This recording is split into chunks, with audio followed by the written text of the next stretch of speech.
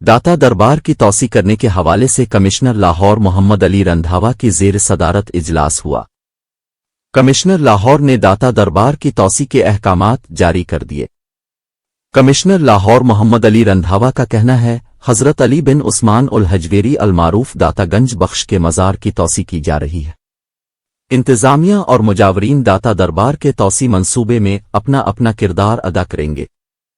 مجاورین کی منشا کے مطابق ان کو متبادل جگہ اوقاف اور ضلعی انتظامیہ کی جانب سے مہیا کی جائے گی۔ کمشنر لاہور نے کمیٹی تشکیل دے دی۔ کمشنر لاہور نے کمیٹی کو 2 دنوں میں متبادل جگہ کے حوالے سے پلاننگ مکمل کرنے کی ہدایت کر دی۔